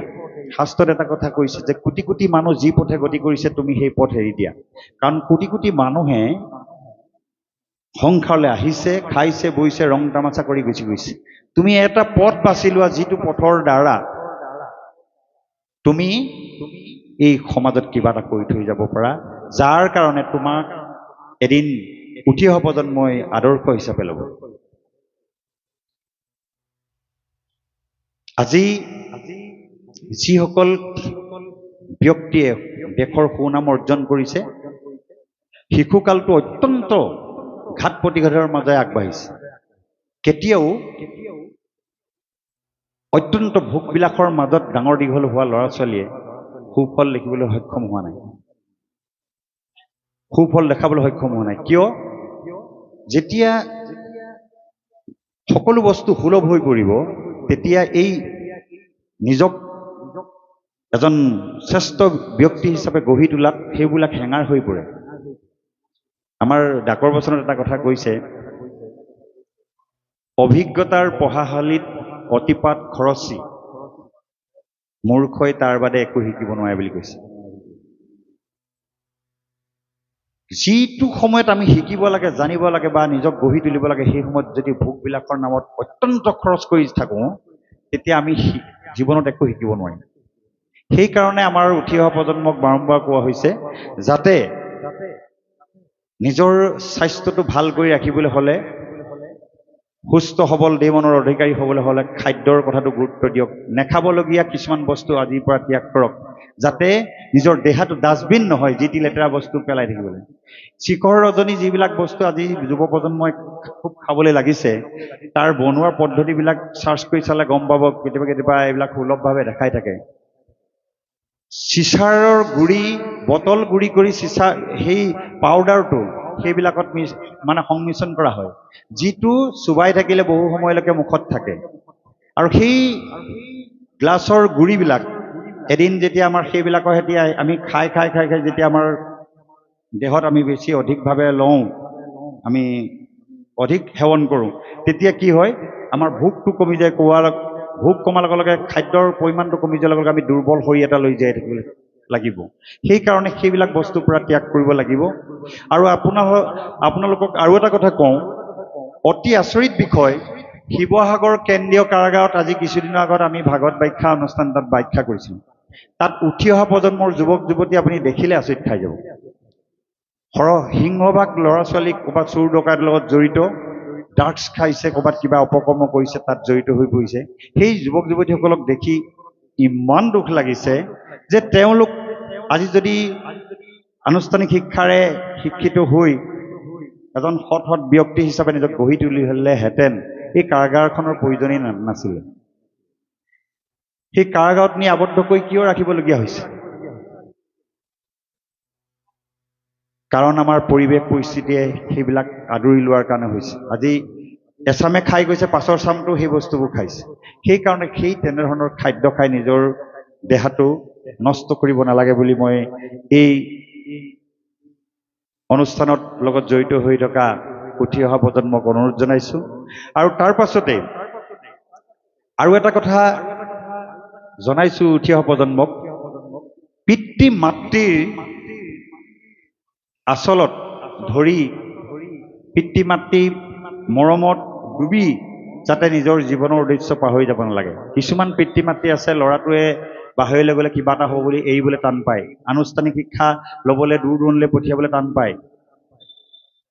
অকল চৰাই যেনেকৈ ডেউকা দুখনিৰ ছত্ৰছায়াত নিজৰ পোৱালীকেইটা ৰাখি থয়, কিন্তু সময় হোৱাৰ লগে লগে সিহঁতক স্বীকাৰ কৰিবলৈ শিকায়, ফুটি খাবলৈ শিকায়। অত্যাধিক পিতৃ মাতৃ মৰমত ডুব গৈ যদি ঘৰখনতে বন্দী হৈ থাকে, নিজৰ জীৱনত কেতিয়াও সুফল দেখাবলৈ সক্ষম নহ'ব। সেইকাৰণে আনুষ্ঠানিক শিক্ষাৰ প্ৰয়োজনীয়তা আছে। মানুহ হিচাপে জীয়াই থাকিবলৈ বিভিন্ন কৰ্মসংস্থাপনৰ কাৰণে আনুষ্ঠানিক শিক্ষা লোৱাৰ প্ৰয়োজন। সেইকাৰণে পিতৃ মাতৃৰ ত্যাগৰ প্ৰতি লক্ষ্য ৰাখি আনুষ্ঠানিক শিক্ষাও ল'ব লাগিব, লগতে এনেকুৱা আধ্যাত্মিক জ্ঞানবিলাকো ল'ব লাগিব। এজন সফল মানুহ হিচাপে জীয়াই থাকিবলৈ হ'লে আধ্যাত্মিক জ্ঞানৰ প্ৰয়োজনীয়তা আছে। এইকাৰণে কাৰণ য'ত আনুষ্ঠানিক শিক্ষা শেষ হৈছে, তাত আধ্যাত্মিক জ্ঞান তাৰ পৰা আৰম্ভ হৈছে। আজি আমাৰ শিক্ষা ব্যৱস্থাক লৈ বহুতে এতিয়া শংকাত পৰিছে। পঢ়িছোঁ হয়, চাকৰি পাম জানো? নেপালে লাইফটো এনেই হেৰি হ'ব। অন্য মানুহে সুধিব মোক, চাকৰি নাই পোৱা যে, তুমি ঘৰতে বহি আছা যে, ইমান পঢ়িনো কি হ'ল? এনেকুৱা কিছুমান দুদিল্যমান ভাৱত থাকোঁতে আনে সোধা প্ৰশ্নৰ উত্তৰ দিবলৈ গৈ কিছুমানে নিজকে শেষ কৰি পেলাইছে। তো এইটো কথা নহয়, তুমি আন 10জনৰ দৰে ভালকৈ আনুষ্ঠানিক শিক্ষা ল'ব পৰা নাই হয়, ভাল চাকৰি তুমি পোৱা নাই হয়, হতাশ হোৱাৰ তাত কোনো প্ৰয়োজনীয়তা নাই। যে সকলোৱে যে চাকৰি পাইহে জীয়াই থাকিব এনেকুৱা কোনো কথা নাই। মই উঠি অহা প্ৰজন্মক এই কথাটো কৈছোঁ, কেতিয়াবা আমাৰ স্কুলবিলাকত বা আমাৰ মেট্ৰিকে হওক, হায়াৰ ছেকেণ্ডেৰী পৰীক্ষা যেতিয়া হয়, এই অঞ্চললৈ গৌৰৱ যেতিয়া কঢ়িয়াই আনে, তেওঁলোকক সম্বৰ্ধনা জনোৱা হয়। কিবা দ্ৰব্য কৰ্মই, শাৰীৰিক অসুস্থতাই হওক বা পৰিৱেশ পৰিস্থিতিত পৰি কেতিয়াবা কোনোবা দুই এটি ল'ৰাই ফেইল কৰে বা ৰিজাল্টটো ভবাৰ দৰে নহয়, যাৰ পৰিপ্ৰেক্ষিতত যুৱক যুৱতীসকলে কেতিয়াবা আত্মসহনৰ পথ লৈ পিনে সংসাৰত নাথাকো আৰু মান ইজ্জত শেষ হ'ল বুলি মৰি গৈছে। কিন্তু সেইটো কৰিব নালাগে, কাৰণ পৰাজয় জয়ৰ খোপনি।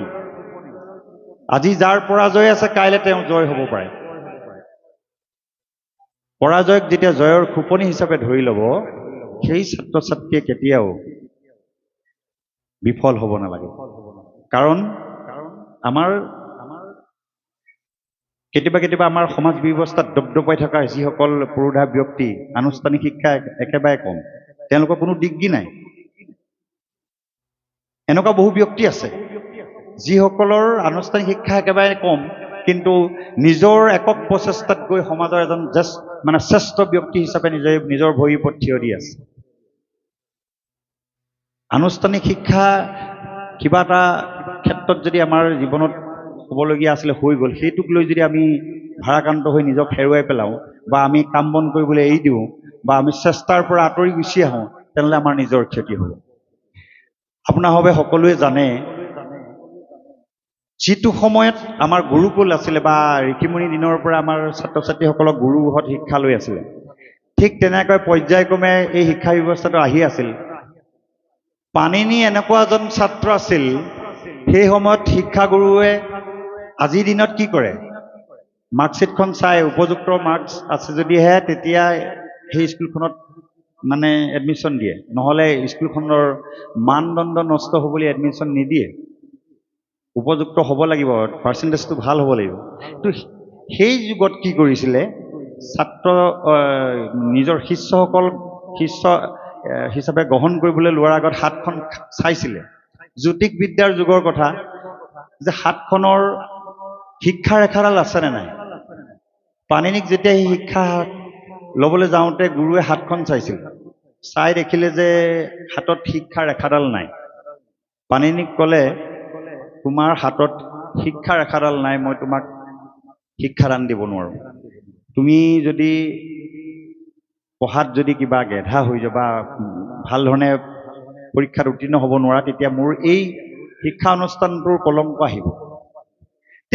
পাণিনি এনেকুৱা এজন ছাত্ৰ আছিল, তেওঁ গুৰুক সুধিলে যে আপুনি যে ক'লে মোৰ হাতত শিক্ষা ৰেখাডাল নাই আৰু মোক যে শিষ্য হিচাপে গ্ৰহণ নকৰোঁ বুলি ক'লে, এই শিক্ষা ৰেখাডাল ক'ৰ পৰা ক'লে থাকে মোক দেখাই দিয়কচোন।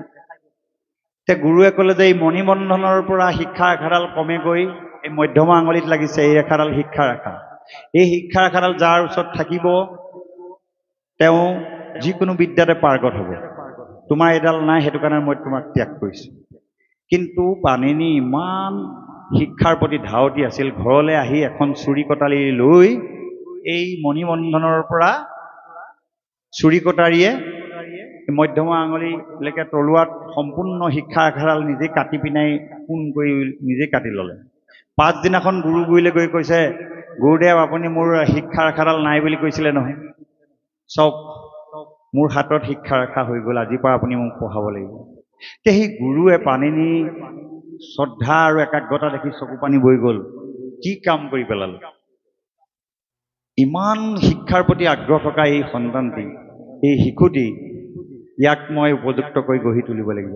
সেইজনেই এটা সময়ত ইমান শিক্ষা ক্ষেত্ৰত আগবাঢ়ি গ'ল। আমি অংক বুলিলে ভয় খাওঁ, অংক শাস্ত্ৰৰ জনক পাণিনিৰ শিক্ষা ব্যৱস্থাটো আৰম্ভণিত তেনেকুৱা আছিল। সেইকাৰণে আমি কোনোবা এটা পৰীক্ষাত আমাৰ যদি কিবা এটা বিফল হ'বলগীয়া হ'লেও আমি হতাশাত পৰি নিজকে হেৰুৱাই পেলোৱাৰ কথা কেতিয়াও যুৱক যুৱতীসকলে চিন্তা কৰিব নালাগে। কি ঠিক বিখ্যাত বহু ব্যক্তিয়ে আনুষ্ঠানিক শিক্ষাত একেবাৰে পাৰ্গত নাছিল। বিশ্ববিখ্যাত বিজ্ঞানী আইনষ্টাইনে তেওঁ সেই গাড়ীত গৈ থাকোঁতে খুচুৰা পইচাকেইটা হিচাপ কৰি দিবলৈ কেতিয়াবা দিগদাৰ হৈছিল, কাৰণ তেওঁ সেইবিলাকত বৰ পাৰ্গত নাছিল। কিন্তু সেইজনে পাছত গৈ পিনে বিশ্ববিখ্যাত বিজ্ঞানী হ'লগৈ। সেইটো কাৰণে আমাৰ যুৱক যুৱতীসকলক হতাশ হ'বলৈ মনা কৰোঁ যে আমি কোনোবাই হয়তো খেল ভাল পায়, কোনোবাই হয়তো সংগীত ভাল পায়, কোনোবাই হয়তো চিত্ৰ আঁকি ভাল পায়, কোনোবাই বেলেগ বৃত্তি ভাল পায়।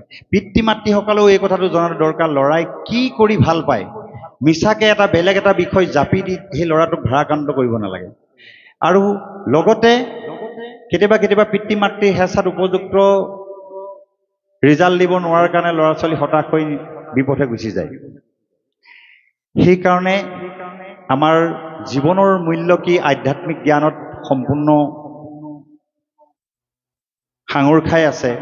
এই আধ্যাত্মিক জ্ঞান যেতিয়া থাকিব আমাৰ নিজৰ মূল্যটো বুজি পাম।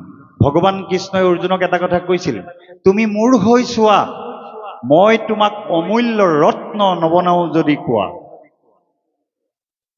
তুমি মোৰ হৈ চোৱা, মই তোমাক অমূল্য ৰত্ন নবনাও যদি কোৱা। এতিয়া যুৱক যুৱতীসকলক ক'ব বিচাৰো, তোমালোকে ঈশ্বৰৰ হৈ চোৱা, ঈশ্বৰে কি বনাব তোমালোকে নিজে অনুভৱ কৰিব পাৰিবা। ঈশ্বৰৰ হ'বলৈ যত্ন কৰা, ঈশ্বৰৰ হৈ কাম কৰা। কাৰণ দুদিনীয়া জীৱন, মই পৃথিৱীলৈ আহিছো, মই ঈশ্বৰৰ হৈ কাম কৰিম। আনুষ্ঠানিক শিক্ষা লাগিব। ভগৱান কৃষ্ণইও শান্দিবনী গুৰুৰ ঘৰত আনুষ্ঠানিক শিক্ষা লৈছিল। তেওঁ ইচ্ছা কৰা হলে আনুষ্ঠানিক শিক্ষা নলবও পাৰিলেহেঁতেন। যাৰ কটাক্ষ দৃষ্টিত ব্ৰহ্মাণ্ড সৃষ্টি হয়, ধ্বংস হয়, তেওঁক আনুষ্ঠানিক শিক্ষাৰ প্ৰয়োজন নাই। কিন্তু সেই আদৰ্শটো ভগৱান কৃষ্ণই আমাক দি থৈ গৈছে যে মানুহ হিচাপে জীয়াই থাকিবলৈ হলে আনুষ্ঠানিক শিক্ষাৰ প্ৰয়োজন। মই ভগৱান হিচাপে জন্মগ্ৰহণ কৰিছো যদিও দাপৰ যুগত, মই গুৰুকুলত গৈ গুৰুগুৰিত আনুষ্ঠানিক শিক্ষা লৈছো। আৰু কি কৰি দেখাইছে? কৰ্ম সংস্কৃতিক মহীয়ান কৰিবলৈ গৈ গকুল বৃন্দাবনত গৰু চৰাই দেখাইছে যে জীয়াই থাকিবলৈ হলে কামৰ প্ৰয়োজনীয়তা আছে, কৰ্মৰ প্ৰয়োজনীয়তা আছে। সেই সময়ত জীৱন জীৱিকাৰ কিছুমান উপায় ভিতৰত আছিলে গো পালন। ভগৱান কৃষ্ণই ইচ্ছা কৰিলে নন্দ যশোদাৰ ৰাজভঁৰাল ধন সম্পদে ভৰাই দিব পাৰিলেন, কিন্তু কি কৰিছে? নিজেই গৰু চৰাই কৰ্ম সংস্কৃতিক মহীয়ান কৰি থৈ গৈছে। আজি যুৱ প্ৰজন্মক এইটো কথা কোৱা হৈছে যে কৰ্মবিমুখ হৈ কেতিয়াও কোনো কালেও সময় নষ্ট কৰিব নালাগে। চাকৰি নাই পোৱা নাই, পঢ়াৰ লগতে জীয়াই থকা সেই বিদ্যাবিলাক কেনেকৈ ঘৰখনৰ লগতে নিজকে মানুহ হিচাপে থিয় কৰি ৰাখিব পাৰিম, সেই চিন্তা চৰ্চাবিলাক সৰুৰ পৰাই লাগিব। সেইখিনি প্ৰয়োজনীয়তা আছে। সেইবোৰ জ্ঞানো আধ্যাত্মিক জ্ঞান হিচাপে ভাগৱত শাস্ত্ৰত লিখি দিছে। সেইখিনি আমি গ্ৰহণ কৰিব লাগিব। আৰু এইটো নহয় যে মই ধৰ্মলৈ আহিলে, ধৰ্ম অনুষ্ঠানলৈ আহিলে ধুতি গামোচা লগালে যেন মোক মানুহে কোনোবাই হাঁহিব, কোনোবাই বেয়া, মোৰ সংগৰ লগৰ ল'ৰা ছোৱালীখিনিয়ে বেয়া মন্তব্য কৰিব, এইটো ভাবিব নালাগে। আমাৰ নিজৰ সংস্কৃতি আছে, সভ্যতা আছে। এই সভ্যতা সংস্কৃতিৰ লগত আমি নিজেই জীয়াই থাকিবলৈ যত্নপৰ হ'ব লাগিব। ধুতিখন পিন্ধিলেই যে লাইফটো বৰবাদ হৈ যাব এনেকুৱা নহয়। ধৰ্ম অনুষ্ঠানলৈ আহিলেই যে অনুষ্ঠানলৈ আহিলেই যে আমাৰ জীৱনটো নষ্ট হ'ব এনেকুৱা নহয়। পিতৃ মাতৃও এই মানসিকতা ত্যাগ কৰিব লাগে। আৰু আমাৰ যুৱক যুৱতীসকলেও এই কথাটো চিন্তা চৰ্চা কৰিব লাগে। যিমান সৰস্বতী পূজাৰ দিনা যুৱক যুৱতীসকলে বিভিন্ন ৰংচঙীয়া পোচাক পৰিধান কৰি যেনেধৰণে যায়, নামঘৰলৈ অহাটো তেনেধৰণে নহয়। সৰস্বতী পূজাৰ দিনাখন এতিয়া যিটো প্ৰতিযোগিতা হয়, পোচাক পাতি পিন্ধি নিজকে সজাই পৰাই তোলাৰ এটা ফেশ্বনত পৰিণত হৈছে। কিন্তু আমাৰ ধৰ্মীয় অনুষ্ঠানবিলাকলৈ যুৱক যুৱতীসকল তেনেধৰণে আহিবলৈ আগ্ৰহ নকৰে। কাৰণ জীৱনটোনো কি ভালকে বুজি পোৱাই নাই। সেই বুজি পাবলৈ হলে এনেকুৱা আধ্যাত্মিক জ্ঞানৰ প্ৰয়োজনীয়তা আছে। যিটো সময়ত আমেৰিকাৰ চিকাগো চহৰত বিশ্ব ধৰ্ম সন্মিলন হৈছিল, তালে আমাৰ ভাৰতৰ প্ৰতিনিধি হিচাপে স্বামী বিবেকানন্দ গৈছিল সেই ধৰ্ম আলোচনী সভাখনত অংশগ্ৰহণ কৰিবলৈ। এজন সুন্দৰ সুঠাম যুৱক যেতিয়া গেৰুৱা বস্ত্ৰ পৰিধান কৰি যেতিয়া তাত খাৰা হৈছিল এই ধৰ্ম আলোচনী সভাখনত, তেতিয়া তাত পশ্চিমীয়া যুৱক যুৱতীসকলে আচৰিত হৈছিল। পশ্চিমীয়া দেশৰ মানুহবিলাক আচৰিত হৈছিল, এইজন ইমান কম বয়সতে ইমান সুন্দৰ সুঠাম যুৱক গেৰুৱা বসন এটা সন্যাসী বেশত আহি ধৰ্ম আলোচনী সভাত অংশগ্ৰহণ কৰিবলৈ আহিছে। এওঁ বাৰু জীৱনৰ বিষয়ে কি বুজি পাইছে? যিটো সময়ত বিদেশী ব্যক্তিসকলে ন বস্তু উদ্ভাৱন কৰিবলৈ বা আৱিষ্কাৰ কৰিবলৈ লাগি আছিল, সেই সময়ত স্বামী বিবেকানন্দ গৈ তাত এজন ত্যাগী ব্যক্তি হিচাপে, ধৰ্ম প্ৰচাৰক হিচাপে গৈ উপস্থিত হ'ল। এজন উপযুক্ত যুৱক। তেওঁ ভাৰতৰ হৈ প্ৰতিনিধি হিচাপে গৈছিল। তাত গৈ পোৱাৰ লগে লগে তেওঁনো কি কয় সেই কথাবিলাক জানিবৰ কাৰণে ধৰ্ম আলোচনী সভাত সেই বিদেশী ব্যক্তিসকলে অতি আগ্ৰহেৰে বাট চাই আছিল। তেওঁক সময় একেবাৰে কম দিয়া হৈছিল, তথাপিতো স্বামী বিবেকানন্দই সেই ধৰ্ম আলোচনী সভাখনত উপস্থাপনটো ইমান সুন্দৰকৈ কৰিছে যে তেওঁলোক আকৰ্ষিত হৈছে যে বিশ্ব ব্ৰহ্মাণ্ডৰ গৰাকী পূৰ্ণব্ৰহ্ম ভগৱন্তই সৃষ্টি কৰা জীৱশ্ৰেষ্ঠ মানুহ হিচাপে আমি যে ধৰাধামত আছোঁ, আমি যে ঈশ্বৰৰ সন্তান, আমাৰ প্ৰথম পৰিচয় হৈছে আমি জীৱশ্ৰেষ্ঠ মানুহ। এই মানুহক সেৱা কৰা যিটো প্ৰয়াস, সেই প্ৰয়াসটো স্বামী বিবেকানন্দই মোৰ অতি মৰমৰ ভাতৃ ভগ্নীসকল বুলি আৰম্ভ যেতিয়া কৰিলে, তেওঁলোকৰ মাজত সেই আধ্যাত্মিক সাম্যবাদটো সাঙুৰ খাই পৰিলে যে তেওঁ অকল নিজৰ দেশৰ কথা কোৱা নাই, নিজৰ ঈশ্বৰৰ কথা কোৱা নাই, গোটেইখনকে সাঙুৰি লৈছে যে ঈশ্বৰৰ সন্তান বুলি কৈছে। ধৰ্ম আমিহে সৃষ্টি কৰিছোঁ, মানুহে সৃষ্টি কৰা, কিন্তু আমাৰ প্ৰথম পৰিচয় হৈছে আমি মানুহ, আমি ঈশ্বৰৰ সন্তান। তেওঁ কোৱা প্ৰত্যেকটো কথাৰেই সেই বিদেশী ব্যক্তিসকলে ধৰ্ম আলোচনী সভাত একান্ত মনে শুনিছিল। তেওঁ এটা কথা কৈছিল, তেওঁ প্ৰশ্ন কৰিছিল যে আপুনি ভাৰতৰ হিন্দু সভ্যতা বা ধৰ্ম সংস্কৃতিৰ বিষয়ে ক'বলৈ আহিছে, আপোনালোকে কাক ঈশ্বৰ মানে? তেতিয়া তেওঁ কৈছিল যে আমি গড কৃষ্ণক আমি উপাসনা কৰোঁ, তেওঁ বিশ্ব ব্ৰহ্মাণ্ডৰ গৰাকী। তেওঁ গা ৰং কেনেকুৱা? তেওঁ ভগৱানটো মানুহৰ নিচিনা নহয়। তেতিয়া স্বামী বিবেকানন্দই কৈছিলে ভগৱান কৃষ্ণৰ গা ৰং বোলে নীলা, নীল বৰণৰ। এতিয়া আমাৰ মানুহবিলাকে ভগৱান কোন, কেনেকৈ ভগৱান হ'ল, ভগৱানক কিয় বুজিব লাগে, এই কথাবোৰ আমাৰ বৰ ভাবি নাথাকে। কিন্তু বিদেশী মানুহবিলাকে সৰু সৰু এটা টপিককে বৰ অতি আগ্ৰহেৰে সেইটো জানিবলৈ বুজিবলৈ চেষ্টা কৰে। স্বামী বিবেকানন্দক সুধিছিলে যে এইটো ভগৱানৰ ৰং এনেকুৱা নীলা কেনেকৈ হ'ল?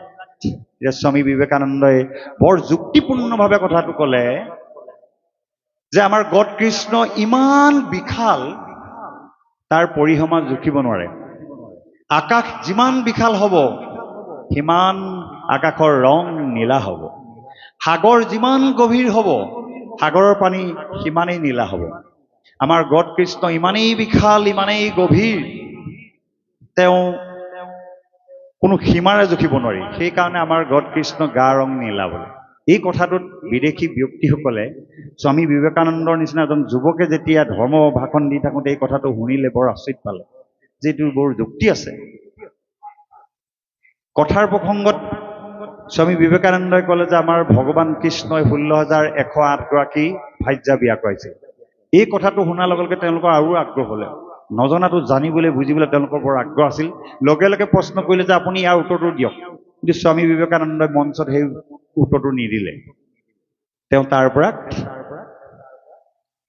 নামি আহিলে। নামি অহাৰ পাছতে তেওঁ শান্তিত থাকিবলৈ পোৱা নাই। শ মানুহে তেওঁক মঞ্চৰ পৰা নামি যাওঁতে তেওঁ পাছে পাছে ঘূৰি গৈছে। আপুনি এটা ৰহস্য কৈ যাওক যে আপোনালোকৰ হিন্দু সভ্যতাৰ যিজন উপাস্য দেৱতা গড কৃষ্ণই যে 16,108 গৰাকী বিয়া কৰালে কেনেকৈ সম্ভৱ হ'ল?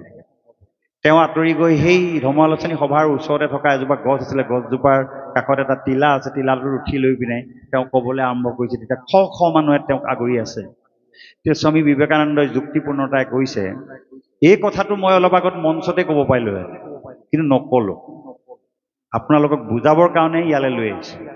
কাৰণ এটা সাধাৰণ প্ৰশ্নৰ উত্তৰ পাবৰ কাৰণে যেতিয়া ভাৰতৰ পৰা অহা এজন সন্যাসী পাছে পাছে শ ব্যক্তি আহি আপোনালোকে মোক আগুৰি ধৰিব পাৰে, তেনেহ'লে বিশ্ব ব্ৰহ্মাণ্ডৰ গৰাকী লৰ্ড কৃষ্ণক পাবৰ কাৰণে, তেওঁৰ বিষয়ে জানিবৰ কাৰণে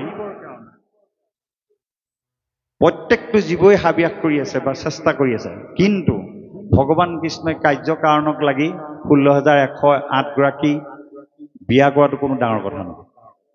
তেওঁ 16,108 গৰাকীৰ লগত 16,108জন ব্যক্তি কৃষ্ণ হিচাপে তেওঁ সংসাৰ ধৰ্ম পালন কৰি কাকো কোনো অভাৱ নোহোৱাকৈ নিজৰ ওচৰতে প্ৰত্যেকগৰাকীৰ লগতে কৃষ্ণ হিচাপে আছিল। অকল সেইটোৱেই নহয়, বিশ্ব ব্ৰহ্মাণ্ডৰ গৰাকী পূৰ্ণব্ৰহ্ম ভগৱান কৃষ্ণই প্ৰত্যেকটো জীৱৰ লগতেই পৰমাত্মা হিচাপে আছে। সেয়ে আমাৰ হিন্দু ধৰ্মৰ মানে যিটো আধ্যাত্মিক তত্ত্ব, সেইটোৱে ভগৱান সকলোতেই বিৰাজমান হৈ আছে আৰু সকলোৰে গাতে আছে। আমি অনুভৱৰ দ্বাৰাহে ভগৱানক পাব পাৰিম, এই চৰ্মচক্ষুৱে দেখিব নোৱাৰি। এই যিবিলাক তত্ত্ব আধ্যাত্মিক জ্ঞান বিশ্ববাসীৰ আগত স্বামী বিবেকানন্দই দিলে এজন যুৱক হিচাপে এতিয়াও আমাৰ যুৱক যুৱতীসকলে এই কথাটো দৰকাৰ, জনাটো দৰকাৰ। আমাৰ ভগৱান কৃষ্ণ কোন, তেওঁক কিয় জানিব লাগে, কিয় ভজিব লাগে, এই জীৱনতে ঈশ্বৰ সেৱা কৰি মানৱ সেৱা কৰি নিজৰ জীৱন ধন্য কেলে কৰিব লাগে, এই কথাবিলাক তাৰ মাজতেই বিচাৰি পাব।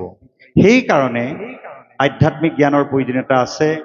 আৰু আধ্যাত্মিক জ্ঞানৰ যদি আমি কাষ নেচাপো তেনেহ'লে সাংসাৰিক আমাৰ যিবিলাক ভোগবিলাকৰ পৃথিৱীত অকল ভোগৰ কথা চিন্তা কৰি থাকোঁতে থাকোঁতে এদিন আমি নিজেও হেৰাই যাম, আমাৰ উঠি অহা প্ৰজন্মও বিপথে যাব। আজি এই বিশ্বায়নৰ যুগত মোবাইল এনেকুৱা এটা বস্তু হ'ল, সকলো এই মোবাইলটোতে পোৱা যায়। কিন্তু সকলো পায়ো আমি কি হৈছোঁ, দুখী হৈ পৰিছোঁ। শিশু অৱস্থাতেই অকল এনেকুৱা যান্ত্ৰিকভাৱে আমি ল'ৰা বা ছোৱালীবিলাক এনেকুৱা সাঙুৰ খাই পৰিলে যে যান্ত্ৰিকতাৰ পৃথিৱীত আমি এনেধৰণে উঠি গ'লোঁ, তাৰ পৰা ওলাই অহাৰ ব্যৱস্থাটো নাইকিয়া হৈ পৰিছে। ওলাই অহাৰ পথ এখনেই দুৱাৰ আছে, এই আধ্যাত্মিক জ্ঞানৰ দুৱাৰ, যিখন দুৱাৰেৰে আমি নিজক মুক্ত কৰি তাৰ পৰা উলিয়াই আনিব পাৰিম। তাৰ কাৰণে আমাক এটা পৰিৱেশ প্ৰয়োজন। এই পৰিৱেশটোৰ বাবে আমি ইজনে সিজনক সহায় কৰিব লাগিব।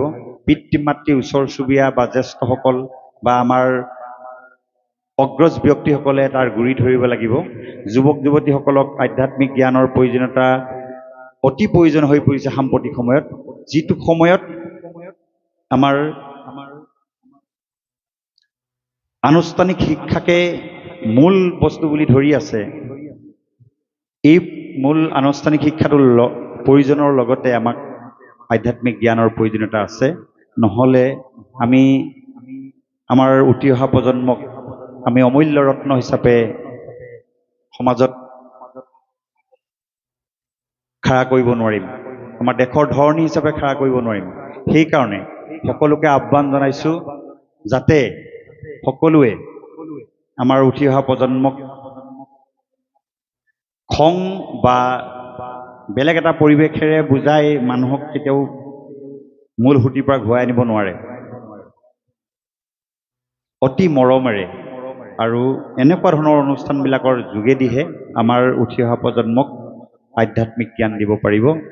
সেইকাৰণে মই উঠি অহা প্ৰজন্মৰ আমাৰ যিসকল যুৱক যুৱতী আছে তেওঁলোকক পুনৰ জনাইছোঁ যাতে আপোনাভাৱে শ্ৰৱণ কুমাৰৰ দৰে, নচিকেতাৰ দৰে ব্যক্তিৰ জীৱনৰ আদৰ্শ হিচাপে লওক, যাতে অনাগত দিনবিলাকত নিজকে এনেকুৱা এজন ব্যক্তি হিচাপে গঢ়ি তোলক যাতে আপোনাক লৈ বা নিজক লৈ এই অঞ্চলটো গৌৰৱান্বিত হয়। আৰু শেষৰ ফালে এটা কথা পুনৰ কৈ যাওঁ,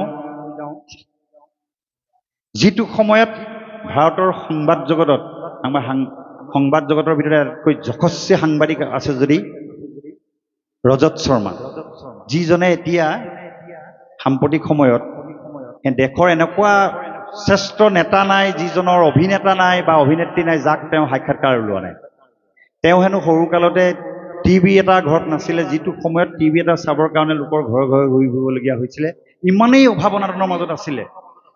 কিন্তু এদিন তেওঁক মন মগজত এটা কথা ভৰাই দিলে, লোকৰ ঘৰত টিভি চাই তুমি যে এই জীৱনটো অমূল্য সময়বিলাক শেষ কৰিছা, তুমি এদিন টিভিত ওলাবৰ কাৰণে উপযোগী হৈ উঠা। সেই কথাটো বৰ ক্ৰিয়া কৰিছিল। আৰু আজি ৰজত শৰ্মাই শূন্যৰ পৰা জীৱনটো আৰম্ভ কৰি আজি ভাৰতবৰ্ষৰ এজন নামী ব্যক্তিলৈ ৰূপান্তৰিত হ'ল। তেওঁ নিজ মুখে কোৱা কথা, সাক্ষাৎকাৰ আমি প্ৰায় চাবলৈ পাওঁ। আজিৰ প্ৰজন্মও মোবাইলটো দিন ৰাত খাওঁতে শুওঁতে উঠোঁতে বহোঁতে এটা মোবাইলটো নাচালে মানে যেন কিবা এটা যেন এনাৰ্জি কমি যাব, অকল মোবাইল। এই মোবাইলত যিসকল ব্যক্তিয়ে নিজকে শ্ৰেষ্ঠ বুলি থিয় হ'বলৈ চেষ্টা কৰিছে, সেইসকলৰ লগত তুমি যদি তাত সেইসকলৰ দৰে হ'ব বিচাৰা তেনেহ'লে মোবাইল চোৱাটো কম কৰিব লাগিব। দিন ৰাত যদি অকল আনৰ বিষয়ে চাওঁতে চাওঁতে যদি সময় শেষ কৰি পেলোৱা, নিজলৈ কি থাকিব? নিজকতো অকণমান সময় দিব লাগিব। সেই নিজক সময় দি যাতে আন দহজনে তোমাক চাই, সেইবাবে এটা প্ৰস্তুতি চলাব লাগিব। সেই প্ৰস্তুতি বা সেই সাধনাৰ কাৰণে নিজক ভুল কৰি কৰি ভুলতে অভ্যস্ত হোৱা আৰু ভুলৰ আৱিষ্কাৰ কৰি গুণৰ ভুলটো ক'ত হৈছে, ভুলটো তাতেই সমাপ্তি ঘটাই গুণৰ আৱিষ্কাৰ কৰা, গুণনিধিলৈ ৰূপান্তৰিত হৈ নিজকে যোগ্য ব্যক্তি হিচাপে গঢ়ি তোলা, তাৰে কামনাৰে মই আজি এই যুৱক যুৱতীসকলক অনুৰোধ জনালোঁ। আৰু লগতে আজি ধৰ্ম আলোচনী সভাত আমাৰ যি দায়িত্ব পৰিছিল, এই দায়িত্বৰ আমি এই অজ্ঞানীয়ে যেনেধৰণে আপোনাৰ সভাৰ আগত উপস্থাপন কৰিব লাগিছিল তদ্ৰূপ কৰিব পৰা নাই। কাৰণ ধাৰাবাহিকভাৱে কেইবাটাও অনুষ্ঠান কৰি আমাৰ টোপনি ক্ষতিও হৈ আছে, আৰু ইতিমধ্যে আৰু এভাগ অনুষ্ঠানলৈ ইয়াৰ পৰা শুনাশুনি হৈ আছে, ইয়াৰ পৰা গৈ অংশগ্ৰহণ কৰিব লাগিব। আমি এই অনুষ্ঠানভাগিত উদযাপন সমিতিয়ে আমাক যি গুৰু দায়িত্ব অৰ্পণ কৰিলে, তেওঁলোকে আশা কৰা ধৰণে আমি সিমান পৰিমাণৰ বক্তব্য ৰাখিব পৰা নাই বুলি মোৰ নিজস্ব এটা অনুভৱ হৈছে। অত্যন্ত ভাগৰুৱা হৈ আছোঁ। বাৰু যি কি নহওক, পুনৰ সকলোলৈ আমাৰ ভক্তিভৰা সেৱা আৰু শ্ৰদ্ধা অৰ্পণ কৰিছোঁ, আৰু আমাৰ ক'বলগীয়া এই বক্তব্য ইমানতে সামৰণি মাৰিছোঁ। কৃষ্ণ জয় গুৰু শংকৰ। কৃষ্ণ কৃষ্ণ। অতি সুন্দৰ শ্ৰৱণ, বিবেকানন্দ এইসকলৰ উপমাৰে এইসকলৰ জীৱনৰ গৰিমাৰে নিজৰ জীৱন সজাবলৈ যুৱকসকলক আহ্বান জনাই আমাৰ পৱনৰাজ ফুকন বাপজনাই যিখিনি বক্তব্য ৰাখিলে, বিশেষকৈ যুৱকসকলৰ প্ৰতি, যুৱকসকলৰ জীৱনচৰ্যা সম্পৰ্কত যিখিনি কথা, যিখিনি মহৌষধি আজি তেখেতৰ বক্তব্যৰ মাজেদি প্ৰদান কৰিলে, আমি ভাবিছোঁ যুৱকসকল নিশ্চয়কৈ উপকৃত হ'ব। আৰু বিশেষকৈ য'ত আধ্যাত্মিক জ্ঞানৰ কথা সোমাই আছে, আধ্যাত্মিক জ্ঞান পুষ্ট হৈ সকলোৱে নিজকে সজাবলৈ সুযোগ লাভ কৰিব, আমি এই আশা কৰিছোঁ। কৃষ্ণ। সময় যথেষ্ট হৈছে। আমাৰ